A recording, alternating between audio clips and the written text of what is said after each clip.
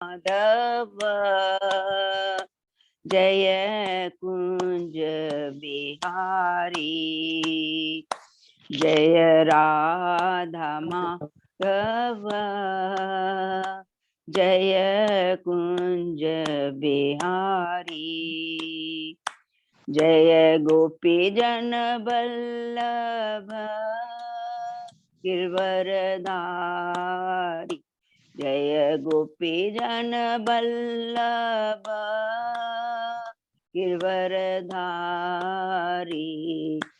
यशोदानंदन ब्रज जन रंजन यशोदानंदन ब्रज जन रंजन यमुना तीरा वनचारी यमुना तीरा वनचारी जय राधा माधव जय कुंज बिहारी हरे कृष्णा कृष्णा कृष्णा हरे हरे हरे राम राम राम हरे हरे हरे कृष्णा कृष्णा कृष्णा हरे हरे हरे राम राम राम हरे हरे हरे कृष्णा कृष्णा कृष्णा हरे हरे हरे राम राम राम हरे हरे गोविंद बोलो हरि गोपाल बोलो गोविंद बोलो हरि गोपाल बोलो राधा रमन हरि गोविंद बोलो राधा रमन हरि गोविंद बोलो जय राधा माधव राधे जय राधा मधुसूदन राधे जय राधा श्याम सुंदर राधे जय राधा कुंज बिहारी राधे जय राधा मधुसूदन राधे जय जगन्नाथ बलदेवा जय सुभद्रा जय गौरानिताय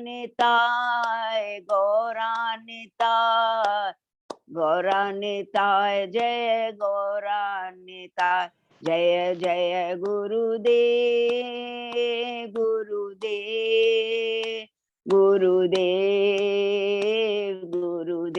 जय जय प्रभुपाद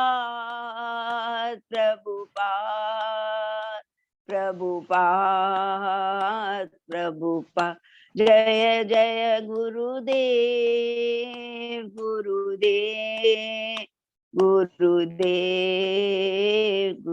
हरि नाम संकीर्तन की जय। शील प्रभुपाद की जय।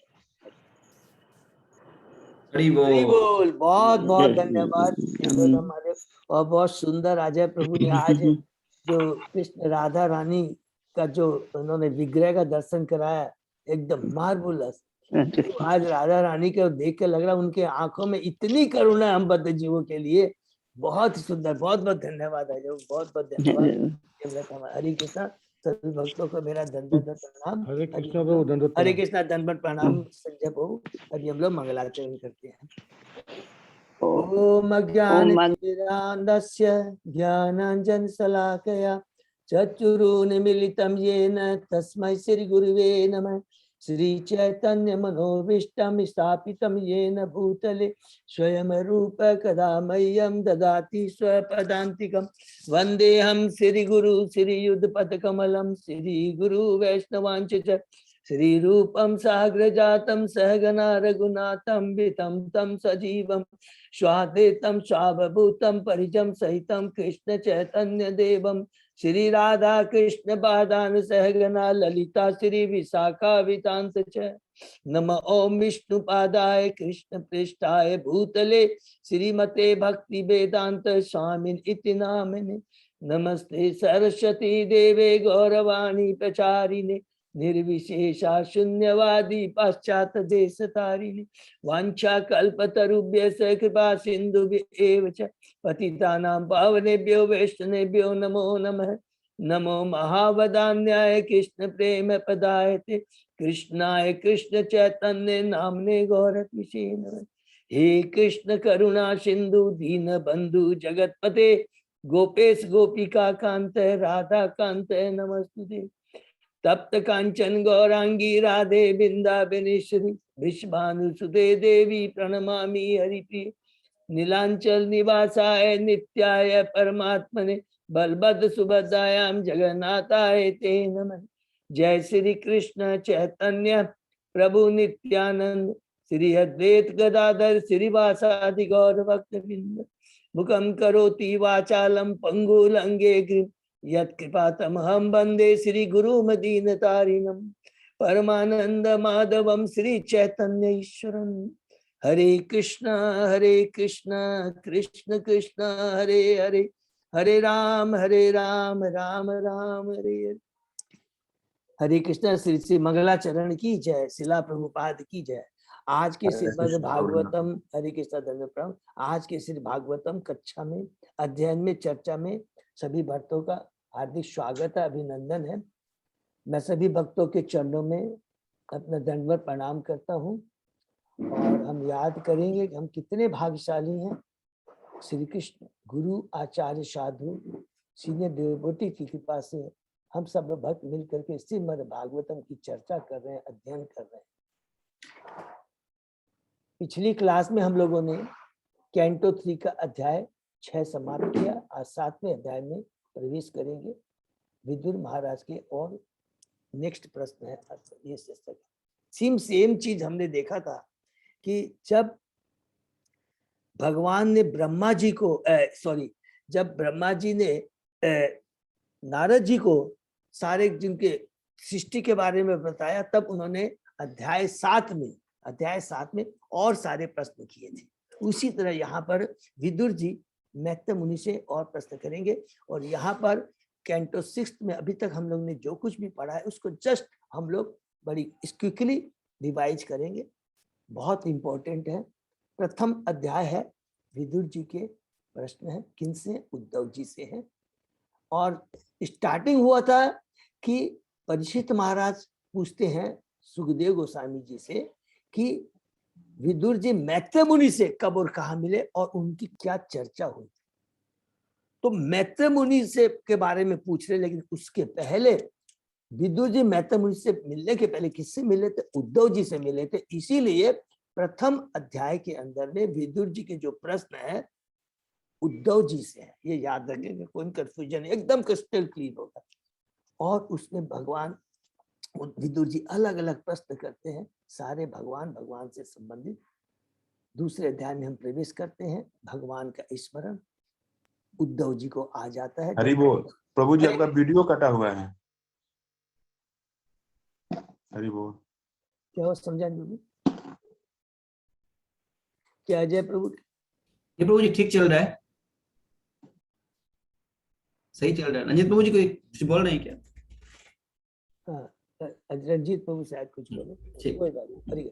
तो उद्धव जी फिर प्रश्न करते हैं, विदुर जी जो प्रश्न करते हैं उद्धव जी से, उद्धव जी को भगवान का स्मरण आ जाता है। इसलिए शीर्षक का नाम है भगवान का स्मरण, जिसमें उद्धव जी बहुत प्रफुल्लित हो जाते हैं, आध्यात्मिक स्तर पर पहुंच जाते हैं। धीरे धीरे एक मुहूर्त के बाद वो अपने मानवीय स्तर पे आते हैं और एक एक प्रश्न का उत्तर देते हैं। बहुत डिटेल में बार बार रिपीट किया, बहुत सुंदर सुंदर लीलाओं के बारे में कहते हैं और दूसरे अध्याय के अंत में जाकर पूरा सीक्वेंस में बताते हैं कौन सी लीला, वृंदावन के भीतर की लीलाओं के बारे में वर्णन कहते हैं कि भगवान ने किस प्रकार, भगवान रूपी कृष्ण, हे विदुर, इस धरा पर अभी नहीं है, सूर्य रूपी अस्त, सूर्य रूपी कृष्ण अब इस भौतिक जगत में नहीं, उनका अस्त हो चुका है।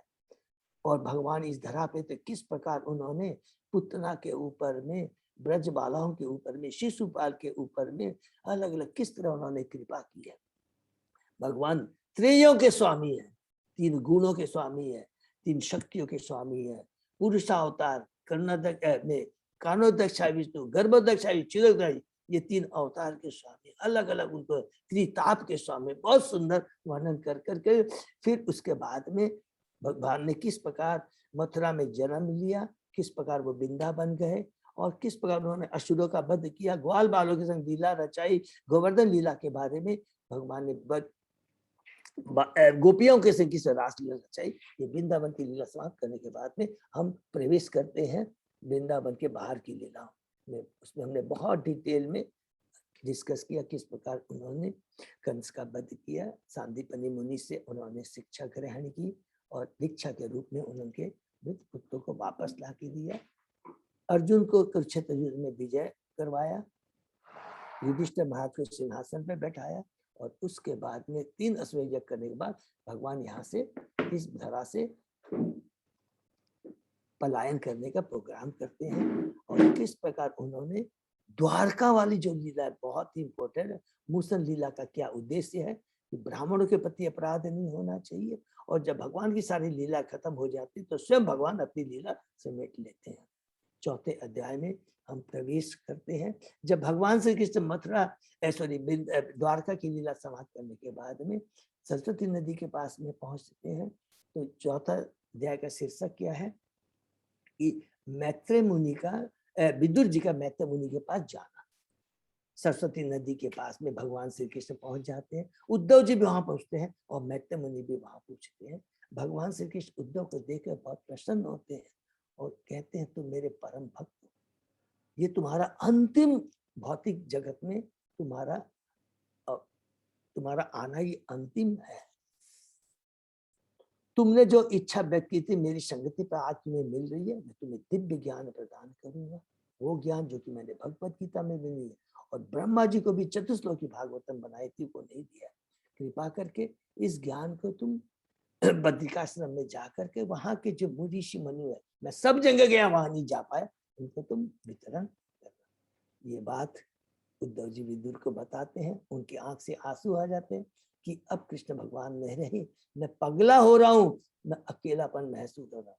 विदुर जी भी जब सुनते हैं भगवान नहीं रहे तो बहुत दुखी हो जाते हैं, उनके सगे संबंधी रहे दुखी हो जाते हैं और कहते हैं उद्धव जी को, मुझे आप अब अपना दिव्य ज्ञान प्रदान किए, वो दिव्य ज्ञान जो भगवान श्री कृष्ण ने स्वयं डायरेक्टली आपको दिया था। उद्धव जी कहते हैं कि नहीं, आप हरिद्वार चले जाइए, यमुना नदी के तट पर, गंगा नदी के तट पर जब मैत्रेय मुनि बैठे हैं। और यह कह करके उन्हें मैत्रेय मुनि को उन्होंने हरिद्वार भेज दिया, विदुर जी को हरिद्वार भेज दिया, खुद उद्धव जी चले जाते बद्रिकाश्रम। 5वें अध्याय में हम लोग प्रवेश करते हैं। विदुर जी आते हैं, मैत्रेय मुनि से मिलते हैं और बहुत ही सुंदर पहला प्रश्न करते हैं। यहाँ पर शीर्षक है विदुर जी की मैत्रेय मुनि से वार्ता। जीव सुखी होना चाहता है लेकिन वास्तव में उसको सुख नहीं मिलता है। जितने भौतिक कर्म करता जाता है उतना वह भौतिक जगत में फंसता जाता है। वो सोचता कि भौतिक जगत सुख है, यहाँ पर ही सब कुछ सुख है।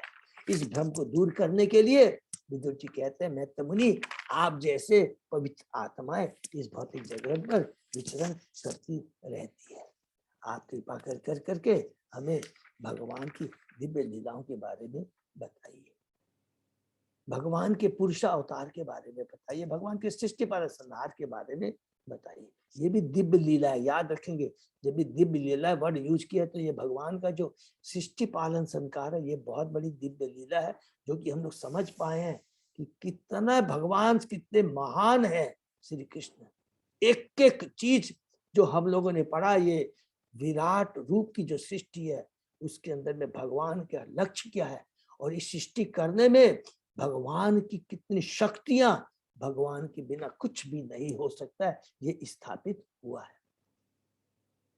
उसके बाद में मैत्र मुनि प्रसन्न हो जाते हैं और विदुर का पहले ग्लोरिफिकेशन करते हैं, क्योंकि वो बहुत शुद्ध श्रोता है और विदुर जी बहुत सुंदर दिव्य भगवान के परम वक्ता है। कहते हैं तुम्हारा जन्म साधारण नहीं है, तुम व्यास देव के पुत्र, तुम स्वयं यमराज हो। इस तरह कर कर करके कहते हैं मैं तुम्हें भगवान की सृष्टि पालन संहार के बारे में बताऊंगा। उसके पहले स्टार्ट करते हैं कि भगवान ने ये भौतिक जगत किया, उसके पहले आध्यात्मिक जगत था। और यही चतुश्लोकी भागवतम का भी पहला प्रश्न है कि भगवान ऐसा नहीं है कि भौतिक जगत हुआ तभी भगवान की भी प्रकट, नहीं, भगवान शाश्वत धाम में अपने शाश्वत अपने पार्षदों के संग दिव्य आनंद प्रदान करते हैं। और ये भौतिक जगत क्यों बनाते हैं? ये भगवान हम बद्ध जीवों को रेक्टिफिकेशन करने के लिए ये 24 श्लोक में बता करके फिर सृष्टि के बारे में बताना शुरू करते हैं। हमने डिटेल में पढ़ा वही जो कि हम लोगों ने कैंटो 2 के 5वें और 6ठे अध्याय में पढ़ा था। प्रधान, मैं तत्व, मिथ्या अहंकार, फिर मिथ्या अहंकार, सत्वगुण, रजोगुण, तमोगुण के किस प्रकार 23 सत्वगुण। इसके बाद में देवताओं के बारे में बताते हैं 38वें श्लोक में। देवता भी भगवान के भक्त हैं, परम भक्त हैं, और इसलिए भगवान उनको विशेष उनको कार्य देते हैं इस भौतिक जगत को चलाने के लिए।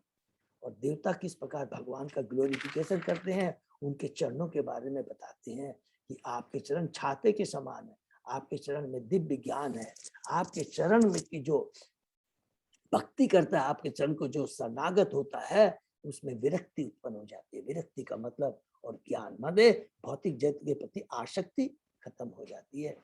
आपने ये 23 तत्व तो हो गए, लेकिन हम लोग कैसे कोऑपरेशन करें, किस प्रकार ये हम लोग तत्व मिल कर करके आगे आपने जो हमें सृष्टि को मेंटेन करने के कुछ कार्य करने के जो सौंपा है उसके बारे में हमको बताइए। जब तक आप नहीं इन्वॉल्व होंगे हम कुछ नहीं कर सकते। ये कर करके हमारा 5वां अध्याय समाप्त होता है और 6ठे अध्याय में हम प्रवेश करते हैं, जिसमें हमने शुरू में ही पढ़ा कि जो देवताओं ने रिक्वेस्ट किया था उस रिक्वेस्ट को सुन कर करके भगवान अपनी विवश शक्ति अर्थात काल शक्ति को भेजते हैं, काल शक्ति को भेजते हैं।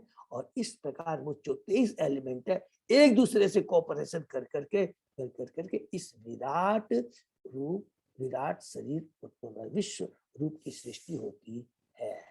और उसके अंदर में भगवान अलग अलग हमने पाया कि किस प्रकार उच्च लोक, मध्य लोक, निम्न लोक में सत्वगुणी लोगों को, रजोगुणी तमोगुणी लोगों को स्थापित करते हैं। फिर वर्णाश्रम धर्म के बारे में बताया वो कितना इम्पोर्टेंट है। वर्णाश्रम धर्म, ब्राह्मण, क्षत्रिय, वैश्य, शूद्र का अपना अपना क्या कर्तव्य है उसके बारे में हम लोगों ने 33 श्लोक को पढ़ कर करके उसमें कहा कि लास्ट में जो 34वां श्लोक है बहुत इंपॉर्टेंट है कि ये सारी चीजें जो भी है ये हमको जानकारी एक प्रामाणिक गुरु के निर्देशन में करनी चाहिए।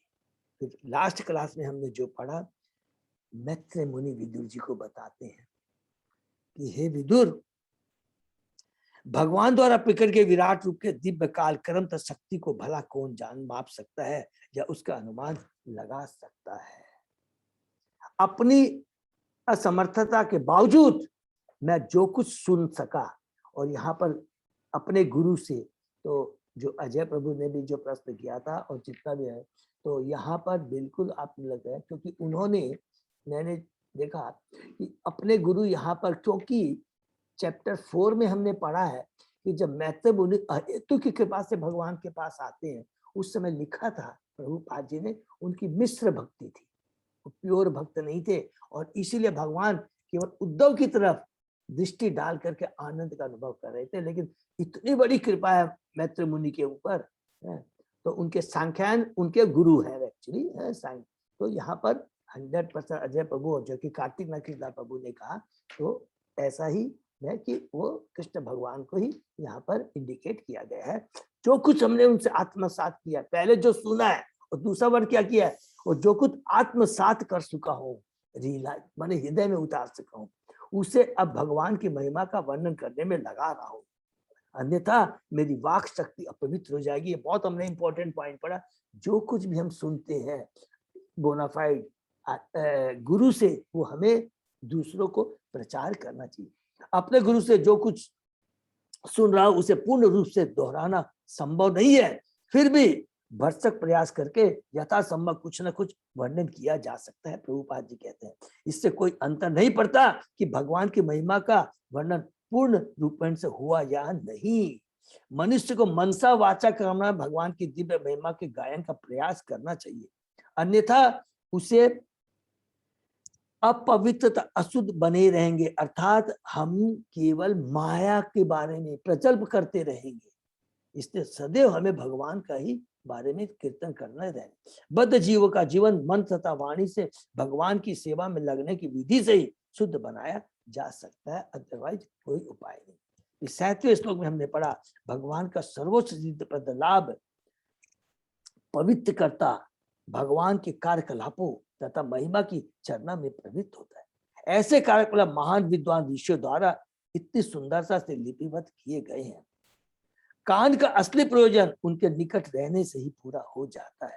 तो यहाँ पर फिर इस श्लोक के अंदर बताया गया कि जो भगवान के शुद्ध भक्त होते हैं, जो विद्वान होते हैं, मुनि होते हैं, कितनी मेहनत कर करके वो सारी जो भगवान की लीलाओं के बारे में लिपिबद्ध करते हैं।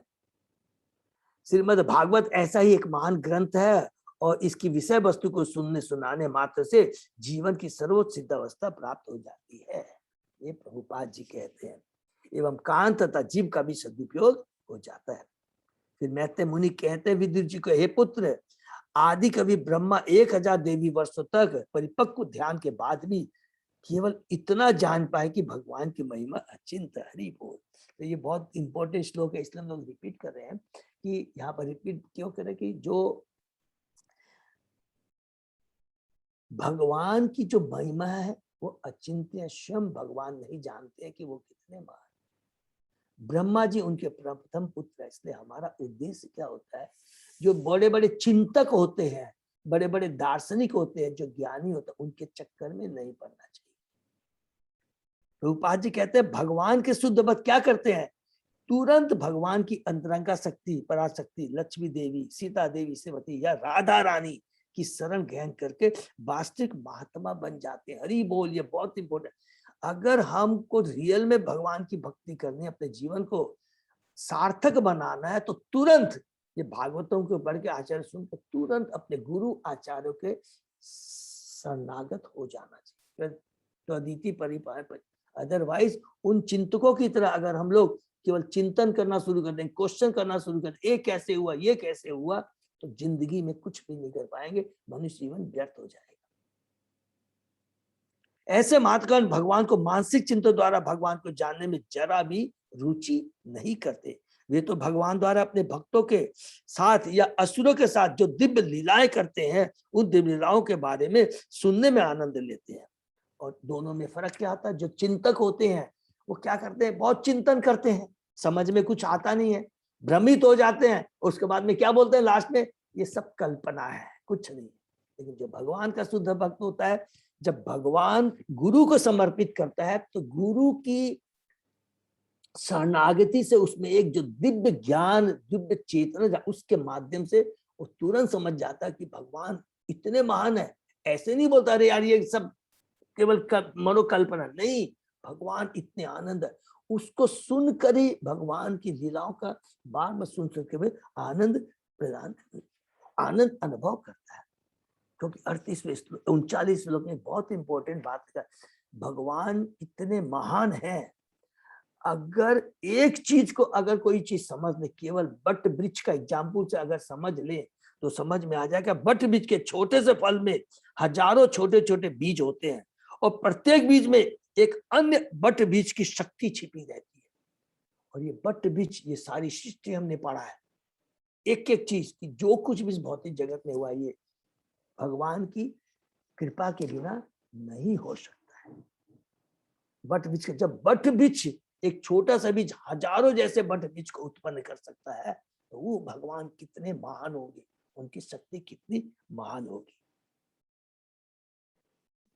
इस लास्ट में कहते हैं अतः वृक्ष तथा बीज भक्तों को भगवान के कार्यकलापों के विषय में ध्यान करने में लगाते हैं कि एक बार बीज का चिंतन कर ले, बीज और बट बीज का, तो समझ में आ जाएगा कि भगवान कितने बड़ा है। जबकि जो लौकिक जो खाली दार्शनिक होते हैं, जो चिंता वो करते हैं, वो अपने सुख चिंतन तथा मनोरथ से बोलते हैं कि नहीं, ये चीज बेकार है, ये काल्पनिक है। जबकि सामने उनको नजर आ रहा है कि एक बीज से कितना बड़ा बट वृक्ष निकल जा रहा है। इसलिए हमको उनके चक्कर में नहीं पड़ना चाहिए। लास्ट में मैत्रेय मुनि कहते हैं अपने अपने नियंत्रक देव संपत्ति माने जैसे ब्रह्मा, शिव, बृहस्पति आदि भगवान को जानने में सफल रहते हैं तथा हमें विवेक पूर्वक उन्हें साधन नमस्कार करना होता है। और जो चिंतक हो तो क्या बोलते हैं, अरे आप ही लोग तो बोल रहे हैं कि ब्रह्मा जी, शिव, नारद जी भगवान को नहीं समझ पाए, तो बेकार जो जिनको नहीं समझ में आ सकता है, जिनको हम नहीं समझ सकते हैं, उनके बारे में आप बातें क्यों करते हैं। तो प्रभुपाद जी कहते हैं कुपमंडुक यह आपत्ति उठाते कि अगर ब्रह्मा शिव तक जब भगवान को नहीं जान पाए तो क्यों भक्तगण अज्ञात वस्तु में रुचि दिखाते हैं। ये हमसे भी कोई प्रश्न पूछ सकता है, इसलिए प्रभुपाद जी बोलते हैं। इसका उत्तर यह है कि भक्तगण को भगवान की इन्हीं लीलाओं को सुनने एवं जानने में दिव्य आनंद आता है। मनुष्य को मैत्रेय मुनि तथा विदुर महात्मा परिचित तथा सुखदेव गोस्वामी जैसे महर्षियों तथा भक्तों के चरण चिन्हों का अनुसरण करना चाहिए। और जो परम पुरुष के परम स्वरूप को जानना चाहता है, जो कि ब्रह्म तथा परमात्मा के ऊपर है, तो उसे भगवान की भक्ति करनी चाहिए, भगवान के साकार रूप के प्रति शरणागत होना चाहिए। ये कह कर करके विदुर महाराज मैत्रेय मुनि अध्याय 6 को हम लोग समाप्त करते हैं। और यहाँ पर ही समाप्त होती है सर्ग के बारे में। हमने पढ़ा था स्टार्टिंग में जब भागवतम किया था, तो सर्ग कहाँ से होता है, कैंटे 2 के सेकंड पार्ट से शुरू होकर के कैंटे 3 के हाफ पार्ट तक में कंप्लीट होता है, यहाँ सर्ग है। और इसमें पूरा भगवान की सृष्टि के बारे में, जो ओरिजिनल क्रिएटर है, ओरिजिनल इसके अंदर में जो भी इंग्रेडिएंट्स हैं, वो भगवान की शक्ति का ही उजागर है, ये स्थापित हुआ है।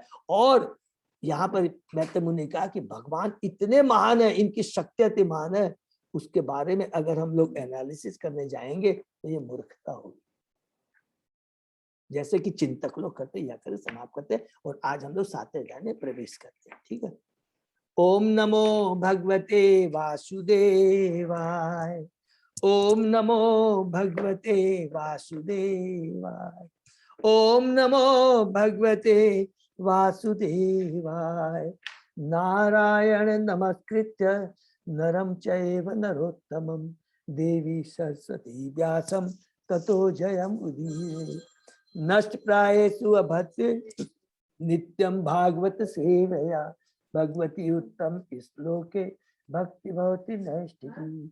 आराधयो भगवान ब्रजेश तनय ततदाम वृंदावनम रमया काचित उपासना व्रजवधु वर्गेण कल्पिता।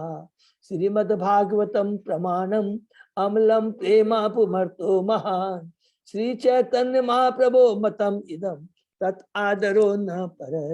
हरे कृष्ण कृष्ण कृष्ण हरे हरे, हरे राम राम राम हरे। कैंटो 2 अध्याय 7 विदुर द्वारा अन्य प्रश्न। ठीक है, तो शुरू करते हैं। श्री शुकवाच एवं ब्रुवाणम मैत्रेयम द्वीपायन सुत बुध विनयन एव भारत्या विदुर प्रत्यभाषित।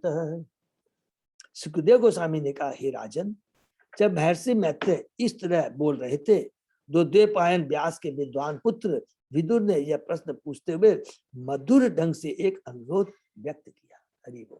तो क्या व्यक्त किया, आगे श्लोक 2 में पढ़ते। विदुरवाच ब्रह्मन् कथम भगवत चित्तमात्रस्य अविकारिण लीलया च अपि युज्येरन् निर्गुणस्य गुणाक्रिया। श्री विदुर ने कहा, हे महान ब्राह्मण, चूंकि भगवान पूर्ण आध्यात्मिक है और अविकारी है, माने अपरिवर्तनशील है, माने जिनमें कोई परिवर्तन नहीं होता है, तो फिर वे प्रकृति के भौतिक गुणों तथा उनके कार्यकलापों से किस तरह संबंधित है। यदि यह उनकी लीला है तो फिर अवैकारी के कार्यकलाप किस तरह घटित होते हैं और प्रकृति के गुणों के बिना गुणों को किस तरह प्रकट करते हैं। तो ये बहुत फिलॉसफिकल यहाँ पर बता रहे चाहते हैं कि अरे भगवान ने सृष्टि की है, भौतिक जगत की किया है, बहिरंगा शक्ति भगवान की शक्ति है, उन्होंने ये सृष्टि किया। तो और ये जो तीन गुण है जो भौतिक जगत में है, तो भगवान के इनसे क्या संबंध है, क्या इससे भगवान लिप्त होते हैं या उससे प्रभावित होते हैं? तो ये प्रश्न है। किसके बाद भगवान के बारे में देखिए फिर पूछते हैं, वो तो बहुत जानते हैं, लेकिन हम बद्ध जीवों के लिए प्रश्न पूछा जा रहा है, और चूंकि ये बहुत इंपॉर्टेंट प्रश्न है, इसलिए प्रभुपाद जी इसको तात्पर्य में हमें डिटेल में समझाते हैं। जबकि ये प्रश्न है, लेकिन प्रभुपाद जी यहाँ उत्तर भी दे दे रहे हैं। ये बहुत इंपॉर्टेंट चीज यहाँ पे है।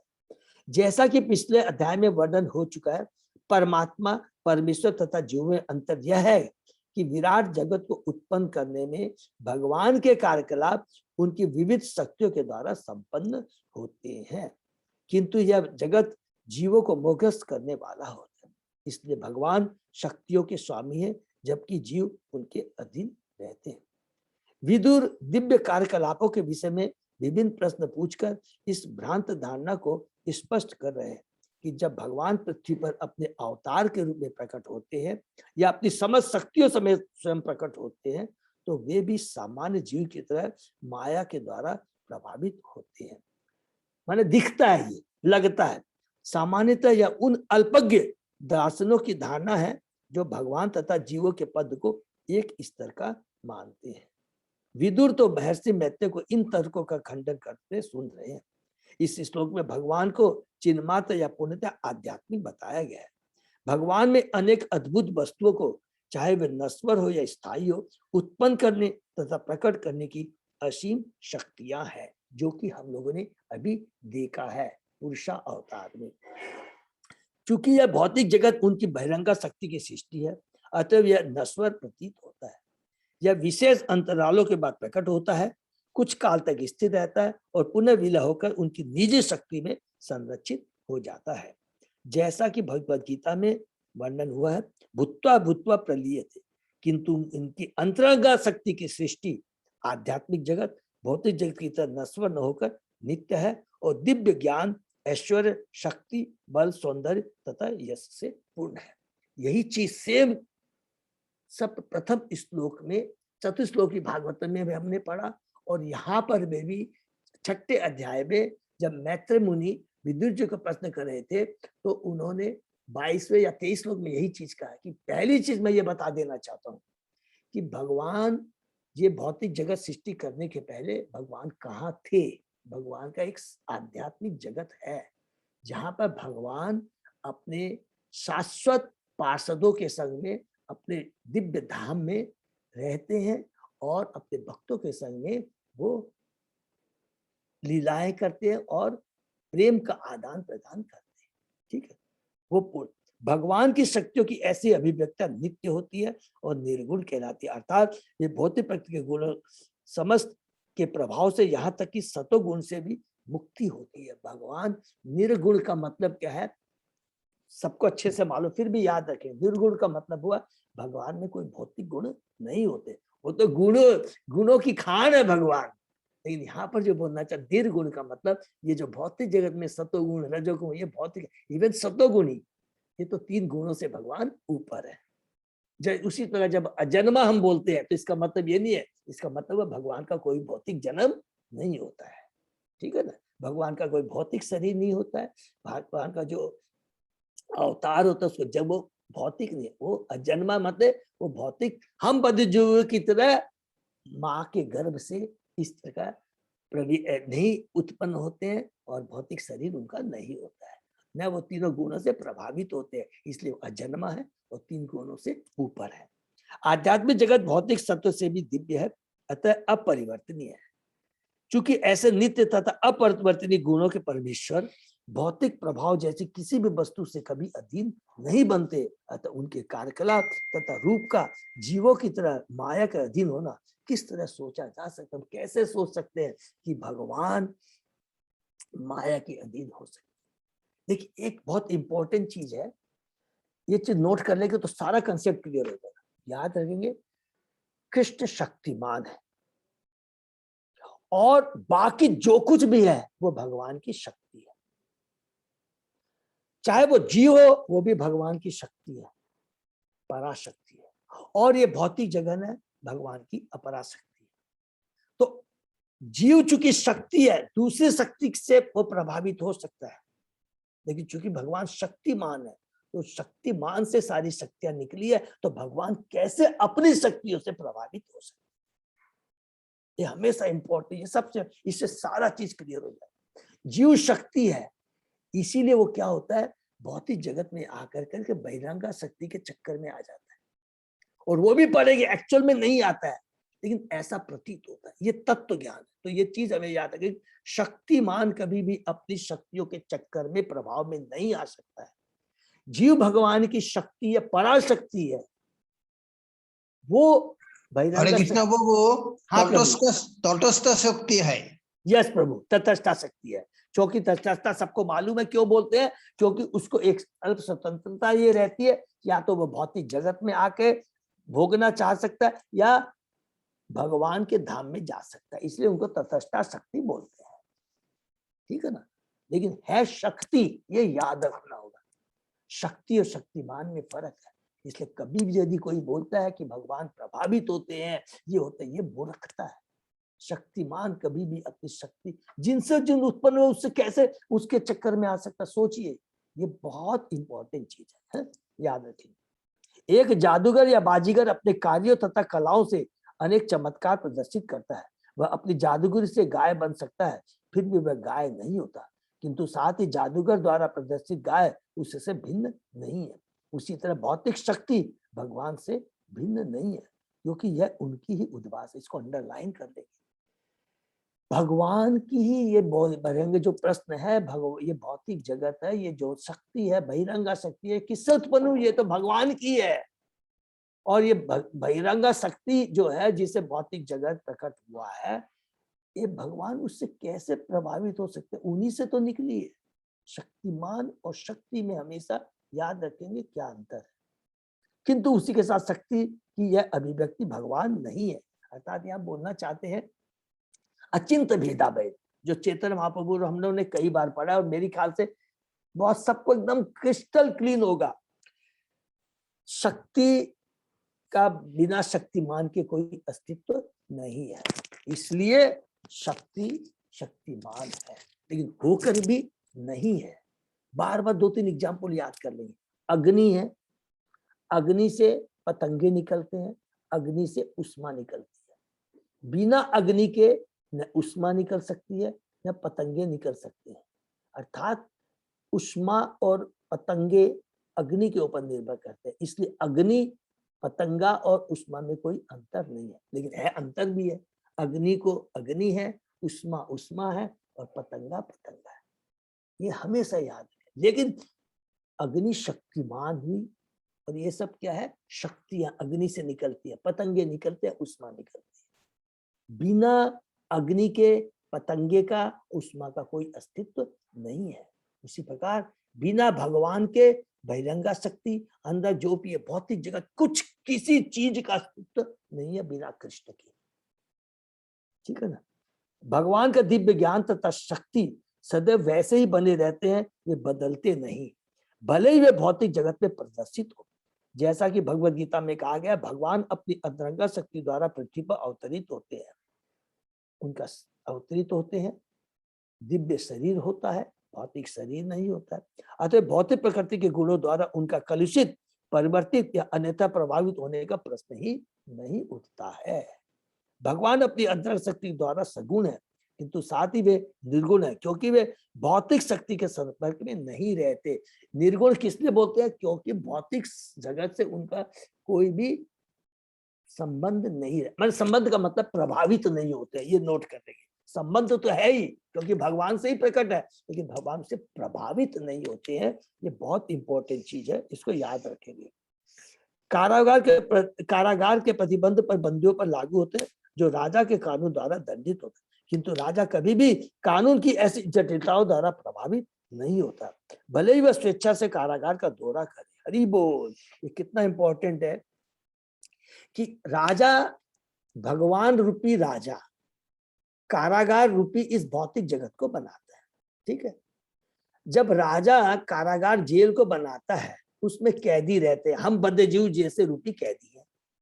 अब जब भी राजा अगर उस कारागार में जाता तो क्या राजा भी कैदी हो गया क्या? राजा कैदी नहीं है, वो तो एक बार निरीक्षण करने जाता है कि भाई ठीक है जेल में सब कुछ ठीक तो है, तो राजा कैदी नहीं हो सकता। उसी प्रकार भगवान इस जगत रूपी कारागार को बनाते हैं और इसमें हम बद्धजीवी रूपी कैदी के रूप में आते हैं। और भगवान जब यहाँ आते हैं तो भगवान प्रभावित नहीं होते हैं, जैसे राजा कभी प्रभावित नहीं होता है। तो भगवान को आप कैदी नहीं बोल सकते हैं, क्योंकि उन्हीं के द्वारा ये प्रकट, राजा नहीं तो ये उन बद्धजीवों को कैदियों को, जो अपराधियों को दंड देने के लिए बनाया। किसने बनाया जेल? राजा नहीं तो बनाया। तो ये चीज हमें याद रखना होगा। विष्णु पुराण में भगवान के षड ऐश्वर्य को उनसे अभिन्न बताया गया। दिव्य ज्ञान, बल, ऐश्वर्य, शक्ति, सौंदर्य तथा त्याग, ये सारे ऐश्वर्य भगवान से अभिन्न है। हरि बोल। जब वे इस जगत में ऐसे ऐश्वर्यों का स्वयं प्रदर्शन करते हैं तो भौतिक प्रकृति के गुणों से उनका कोई संबंध नहीं होता। चिन्मात्रत्व शब्द इसकी गारंटी है कि भगवान के कार्यकलाप सदैव दिव्य होते हैं, चाहे वे भौतिक जगत में ही प्रदर्शित क्यों ना हो। हरि बोल। इसको भी अंडरलाइन कर लेंगे। भौतिक जगत में भी आकर के भगवान जो भी कार्य करते हैं वो दिव्य होता है। और वो दिव्य का मतलब होता है कि वो दिव्य प्रभाव डालते हैं। एक दिव्य कारण मीन्स कौन सा कारण है हमको सबको मालूम है, हम बद्ध जीवों को इस भौतिक जगत से छुटकारा दिलाने के लिए नंबर 1। और चेतन चेतना में जाएंगे अलग अलग। और मुख्य कारण होता है भगवान का कि अपने भक्तों से दिव्य आदान, लीला करने के दिव्य आदान, जो कि उन्होंने वृंदावन में लीलाएं की है, उसका आस्वादन लेने के लिए हमेशा दिव्य होता है, कोई भौतिक नहीं होता उनका। उनके कार्यक्रम स्वयं भगवान के तुल्य है। अन्यथा सुखदेव गोस्वामी जैसे मुक्त भक्त उनके द्वारा आकृष्ट न होते। विदुर ने पूछा कि भगवान के कार्यकलाप किस तरह भौतिक प्रकृति के गुणों वाले हो सकते हैं, जैसा कि कभी कभी अल्पों के द्वारा गलत गणना की जाती है। तो ये विदुर जी प्रश्न इसलिए कर रहे हैं उन बद्ध अल्पज्ञों के लिए जो इस तरह की सोचते कि भगवान भौतिक जगत में आते हैं, भौतिक शरीर लेके आते हैं, वो भी भौतिक जगत से प्रभावित होता है, 3 गुणों से प्रभावित होते हैं। उन बद्ध जीवों को क्लेरिफाई करने के भौतिक गुणों की नश्वरता भौतिक देह तथा आत्मा के मध्य अंतर के कारण बद्ध आत्मा के कार्यकलाप भौतिक प्रकृति के गुणों के माध्यम से प्रदर्शित किए जाते हैं। बद्ध आत्मा के कार्यकलाप, बद्ध आत्मा के कार्य भौतिक प्रकृति के गुणों के माध्यम से प्रदर्शित किए जाते हैं। इस लाइन को हम लोग बहुत बाद में एक्सप्लेन डिटेल करेंगे। आत्मा बद्ध 3 गुणों के प्रभाव में आके जो कार्यकलाप करते हैं, तो क्या एक्चुअल में बद्ध आत्मा प्रभावित होती है? ये भी प्रश्न को याद रखना है, बहुत इंपॉर्टेंट है। तो मतलब क्या हुआ कि जैसे भगवान प्रभावित नहीं होते हैं, भगवान को तो प्रभावित होने का सवाल ही नहीं होता है। और डीप में जाएंगे तो प्रश्न उठेगा कि अरे भगवान जब चिन्मय है, सच्चिदानंद है, जीव भी सच्चिदानंद है, तो वो कैसे प्रभावित हो सकता है? तो इसको भी हम लोग बाद में ध्यान में रखेंगे, तो उसका भी उत्तर आगे मिलेगा। बद्ध आत्मा के कारण भौतिक प्रकृति के गुणों के माध्यम से प्रतीत किए जाते हैं, अतः वे देखने में विकृत प्रतीत होते हैं। खाली देखने में विकृत प्रतीत होते हैं कि आत्मा बद्ध हो गई, होती है, लेकिन उसका प्रभाव नहीं उसके ऊपर होता है। बद्ध जीव मन आत्मा के ऊपर उसका कोई प्रभाव नहीं होता है, ये समझना। किंतु भगवान का शरीर तथा स्वयं भगवान एक है, और जब भगवान के कार्यकलाप प्रदर्शित किए जाते हैं तो वे निश्चय ही सभी प्रकार से भगवान से अभिन्न होते हैं। निष्कर्ष यह निकला कि जो लोग भगवान के कार्यक्रम को भौतिक मानते हैं वे निश्चय ही भ्रमित हैं। ये बहुत इंपॉर्टेंट, बहुत पावरफुल प्रभुपाद जी ने तात्पर्य से हमें बताया है कि भगवान शक्तिमान है, उनकी खुद की शक्ति है, बहिरंगा इंतर से तटस्था शक्ति, जीव भौतिक सब कुछ उनकी शक्ति है, तो उनसे कैसे प्रभावित हो सकते हैं? खुद का उनका क्रिएशन, ये बहुत इंपॉर्टेंट है। नेक्स्ट, क्रीडयाम उदयम अर्भस्य कामः क्रीडिशा अन्यतः स्वतः तृप्तस्य च कथम निवृत्तस्य सदा अन्यतः। बालक अन्य बालकों या विविध क्रीड़ाओं के साथ खेलने के लिए उत्सुक रहते हैं, क्योंकि वे इच्छा द्वारा उत्साहित किए जाते हैं। किंतु भगवान में ऐसी इच्छा की कोई संभावना नहीं होती है। तो हम बद्ध जीवों में होती है कि अरे हमको तो खेल खेलना है, भौतिक जगह के मालिक बनना है। जैसे बच्चे खेल खेलते हैं ना, और मैं राजा हूँ, खिलौनों को लेकर के हमने एग्जाम्पल दिया था, किचन बनाते हैं कि मैं किचन बनाऊंगा, अपने आप भोजन बनाऊंगा, आस्वादन करूंगा। ये सब बच्चों बद्ध जी है, भगवान को इससे कोई मतलब नहीं है। किंतु भगवान में ऐसी इच्छा की कोई संभावना नहीं होती, क्योंकि वे आत्मतुष्ट है और सदैव हर वस्तु से विरक्त रहते हैं। आत्मा राम है, वो आत्मतुष्ट है। वो यहाँ आकर के ये नहीं कि उनसे प्रति उनके पहली चीज तो लिप्त हो जाते, नहीं, वो तो आत्मा राम। और जो कुछ भी कार्य करते हैं याद रखेंगे वो दिव्य होते हैं, एक दिव्य उद्देश्य देने के लिए, एक दिव्य संदेश देने के लिए, और एक दिव्य पर्पज के लिए आते हैं। क्योंकि उनकी जो लीलाएं भी होती है वो भी दिव्य होती है। चूंकि भगवान अद्वय हैं, अतः उनकी संभावना नहीं है कि उनके अतिरिक्त और किसी वस्तु का अस्तित्व हो सकता है। वे अपनी शक्तियों द्वारा श्वासों तथा विभांशों के विविध रूपों में अपना विस्तार करते हैं, जिस तरह अग्नि, उष्मा तथा प्रकाश द्वारा अपना विस्तार करते हैं। चूंकि स्वयं भगवान के अतिरिक्त कोई अन्य अस्तित्व नहीं है, अतः किसी भी वस्तु के साथ भगवान का साचर अपने ही साथ साचर को प्रकट करता है। हरि बोल।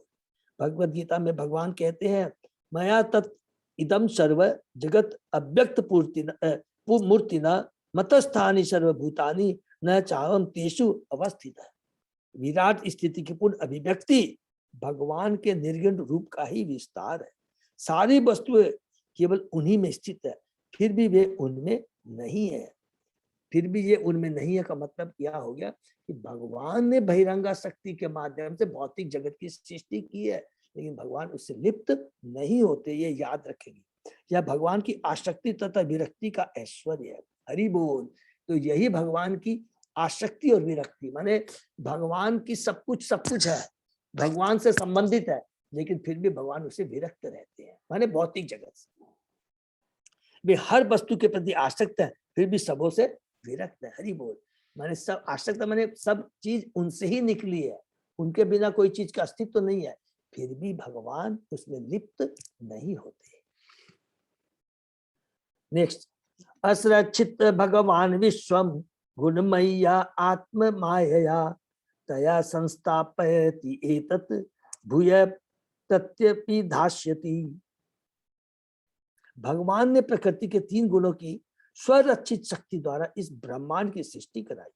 वे उसी के द्वारा सृष्टि का पालन करते हैं और उल्टे पुनः पुनः उनका विलय भी करते हैं।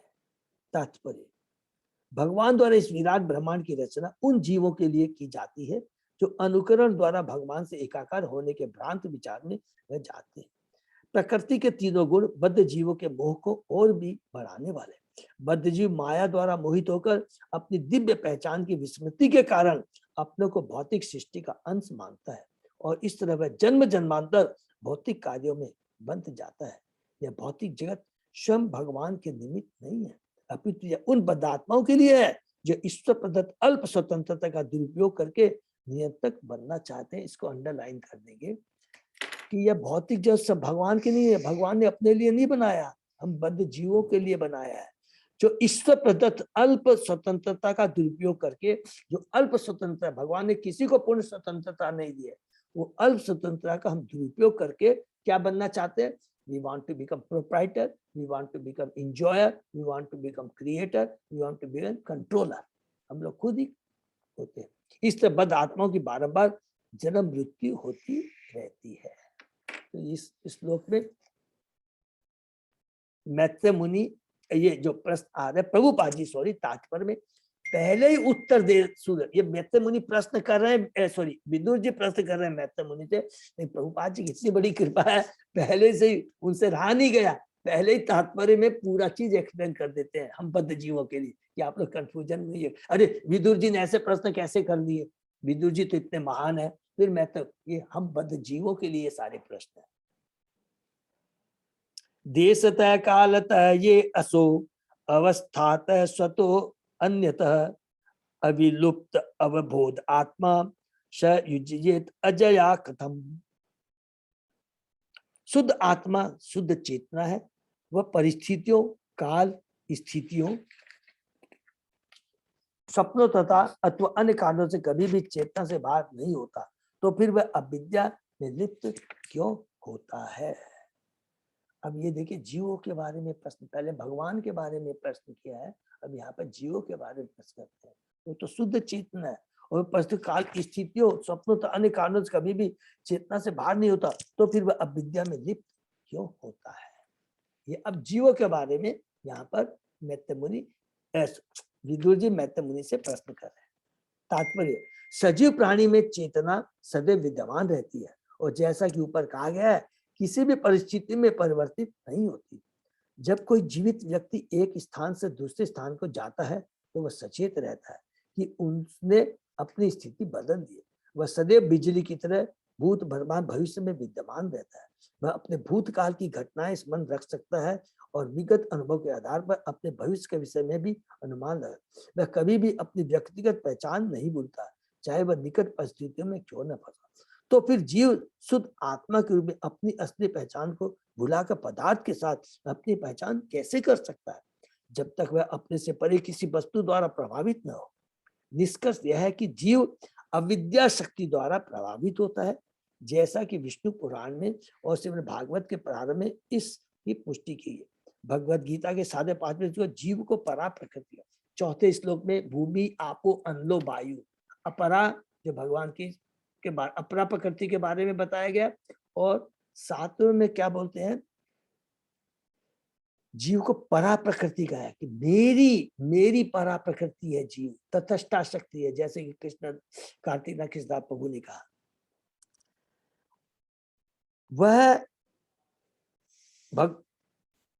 वह शक्ति के रूप में भगवान का अंश है, किंतु शक्तिमान के रूप में नहीं। शक्तिमान अनेक शक्तियां प्रदर्शित कर सकता है, किंतु शक्ति किसी भी अवस्था में शक्तिमान की क्षमता नहीं कर सकता। पूरा सार यहाँ पर प्रभुपाद जी ने बता दिया कि जीव भी शक्ति है, शक्तिमान नहीं है। केवल एकमात्र कृष्ण ही शक्तिमान है। सारे अवतार है भगवान श्री कृष्ण के ही एक्सपांस, याद रखेंगे। वो श्वांश है और हम जीव क्या है, भगवान की शक्ति विभांश है। एक शक्ति दूसरी शक्ति द्वारा पराभूत हो सकती है, किंतु शक्तिमान के लिए सारी शक्तियां वसूभूत होती है। हरि बोल। इसको भी नोट कर लेंगे कि जीव भी भगवान की शक्ति है, भौतिक जगत भी भगवान की शक्ति है। तो एक शक्ति दूसरे शक्ति से लड़ जाती है, वो कभी उस पर हावी होती है, कभी उस पर हावी होती है, लेकिन भगवान तो उस शक्ति के स्रोत है, वो कैसे प्रभावित होंगे। कितना सुंदर बात यहाँ पर प्रभुपाद जी ने लिखा है। जीव शक्ति या भगवान की क्षेत्र की शक्ति में बहिरंगा शक्ति अर्थात अविद्या कर्म संज्ञा द्वारा पराभूत होने की प्रवृत्ति रहती है और इस प्रकार वह भौतिक जगत की विषम परिस्थितियों में रखा जाता है। जीव अपनी असली पहचान को तब तक भुला नहीं सकता जब तक वह अविद्या शक्ति द्वारा प्रभावित न हो। चूंकि जीव में अविद्या शक्ति के प्रभाव की ओर झुकाव रहता है, अतः वह कभी भी परम शक्तिमान के तुल्य नहीं हो सकता। इसको भी अंडरलाइन करेंगे, बहुत इंपॉर्टेंट बात यहाँ लिखा है कि चूंकि जीव भगवान की शक्ति है तो वो प्रभावित हो सकता है, क्योंकि दूसरी भी शक्ति है, बहिरंगा भी शक्ति है, जीव भी शक्ति है, लेकिन भगवान तो क्या है, शक्तिमान है। इससे जीव प्रभावित हो सकता है लेकिन भगवान कभी प्रभावित नहीं होते। ठीक है, जैसे इसलिए हम लोग बद्ध जीव कहलाते हैं। नेक्स्ट, भगवान एक एव एष सर्व क्षेत्रेषु अवस्थित मनुष्य दुर्भगत्वम व क्लेशो व कर्म भी कुतः। परमात्मा के रूप में भगवान हर जीव के हृदय में स्थित रहते हैं, तो फिर जीवों के कर्मों से दुर्भाग्य तथा कष्ट को प्रफलित होते हैं। हरि बोल।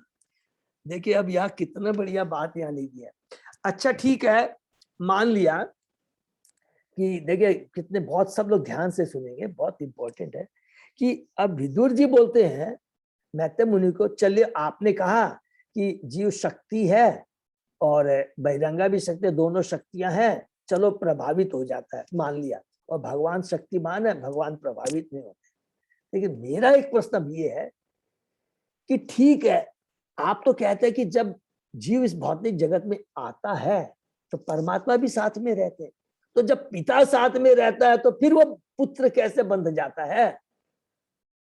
अरे पिता के रहते हुए पुत्र माने ये पराशक्ति जीव, दूसरी जो अपराशक्ति है भौतिक जगत है जो क्षणिक है, अच्छा उससे कैसे बन जाता है? अरे पिता के रहते हुए जीव कैसे कष्ट पा सकता है? ये प्रश्न कितना बड़ा प्रश्न किया देखिए। तो बाजी तात्पर्य पढ़ते हैं अपने।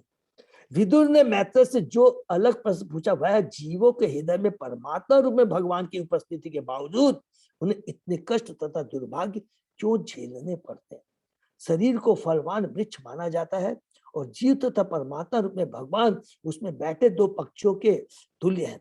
व्यष्टि आत्मा उस वृक्ष का फल खा रहा है, किंतु परमात्मा रूपी भगवान दूसरे पक्षी के कार्यों का साक्षी बना रहे। राज्य का कोई नागरिक राज्य अधिकारी के पर्याप्त निरीक्षण के अभाव में कष्ट में रह सकता है, किंतु यह कैसे संभव कि राज्य के मुखिया के स्वयं उपस्थित रहने पर एक नागरिक अन्य नागरिकों द्वारा पीड़ित हो? एक नागरिक दूसरे नागरिक द्वारा, माने भगवान की जीव शक्ति जो अपरा शक्ति है, ये भौतिक जगत, ये तीन गुण है जो माया, कैसे उसको कष्ट दे सकती है जीव को, जबकि उसका पिता भगवान साथ में परमात्मा के रूप में। दूसरी दृष्टि से समझा जाता है कि जीव गुणात्मक दृष्टि से भगवान से एक है, अतएव जीवन की शुद्ध अवस्था में विशेषतः भगवान की उपस्थिति में उसका ज्ञान अविद्या द्वारा प्रच्छन्न नहीं हो सकता। तो फिर जीव किस तरह अज्ञान के वशीभूत होता है और माया के प्रभाव से प्रच्छन्न हो जाता है? भगवान हर जीव के पिता तथा रक्षक है और वे भूत भृत अर्थात जीवों के पालक कहलाते हैं। भूत माने जीव है, भृत माने पालक कहलाते। तो फिर जीवों को इतने कष्ट तथा दुर्भाग्य जो भोगने पड़ते हैं, ऐसा होना नहीं चाहिए, किंतु वास्तव में हम देखते हैं कि सर्वत्र यही होता है। अतः विदुर ने इस प्रश्न का समाधान चाहा। हरि बोल। तो अब विदुर ने दो तरह के प्रश्न कर दिए, एक भगवान के प्रति और एक जीवों के प्रति ये प्रश्न किया कि भगवान तीन गुणों से क्या प्रभावित होते हैं? क्यों होंगे? जीव है, भगवान का अंश मान लिया, लेकिन जब परमात्मा साथ में उनके रहते हैं तो वो क्यों कष्ट पाएगा? बहुत ही प्रश्न अच्छे। और यहाँ पर लोग आगे पढ़ रहे हैं। हरे कृष्णा प्रभु, हाँ प्रभु बोले। वो भगवान का इच्छा में ही होता है, क्योंकि वो निकृष्ट शक्ति भी भगवान का शक्ति है, उसका पीछे भगवान का हाथ है। एक बार फिर से बोलेंगे प्रभु प्लीज। निकृष्ट अपराशक्ति निकृष्ट शक्ति है ना? यस, हाँ बिल्कुल प्रभु। पराशक्ति उत्कृष्ट शक्ति। यस, तो निकृष्ट शक्ति पराशक्ति को प्रभावित कर लेता है, क्योंकि उसका पीछे भगवान का हाथ है, क्योंकि निकृष्ट शक्ति भी भगवान का शक्ति है। हरि बोल। इसका एक्सप्लेनेशन प्रभु गीता का 7:14 में एक्सप्लेनेशन है ये ऑलरेडी। हाँ, देवी है सगुण पार्ट में, महाराज, इस हाँ, पार्ट में है। यह गुण पता है। और ये प्रभु आपने जो किया, और मजे की बात यह है कि यहाँ पर भगवान प्रूफ कर देंगे कि तुमको लगता है कि जीव प्रभावित होता है, लेकिन जीव एक्चुअल में प्रभावित नहीं होता है। ये खाली दिखता है कि प्रभावित हो रहा है, लेकिन एक्चुअल में प्रभावित नहीं होता है। और इसी चीज को प्रूफ करने के लिए विदुर जैसे महान भक्त, श्रोता, मैत्र जैसे महान वक्ता से प्रश्न करते हैं हम बच्चियों के लिए। तो हम लोग इसको कल पढ़ेंगे प्रभु। ये अच्छा, ये वाला पढ़ लेते हैं, ये 7वां श्लोक पढ़ लेते हैं। एतस्मिन् मे मन विद्वन् खिद्यते अज्ञान संकटे तत्न पार विभो कस्मलम मानसम महत्। हे महान तथा विद्वान, मेरा मन इस अज्ञान के संकट द्वारा अत्यधिक मोहग्रस्त है, इसलिए मैं आपसे प्रश्न करता हूं कि आप इसको स्पष्ट करें। विदुर जी कह रहे हैं कि मैं बहुत भ्रमित हूँ, इस ज्ञान के संकट अत्यधिक मोहग्रस्त हूँ, मुझे बताइए। तात्पर्य ऐसा मानसिक मोह जैसा कि यहाँ पर विदुर द्वारा प्रस्तुत किया गया है, कुछ जीवों के साथ घटित होता है, किंतु हर एक के साथ नहीं। क्योंकि यदि हर व्यक्ति मोहित होता तो उच्चतर पुरुषों द्वारा उनके समाधान की कोई संभावना नहीं रहती। हरि बोल। तो प्रभुपाद जी बोल दिए ये चीज सबके संग नहीं होता है। जो भगवान के शुद्ध भक्त हैं, जैसे गुरु महाराज है, ये सब है, उनके संग नहीं होता है। ये तो हम बद्ध जीवों के संग ऐसा होता है।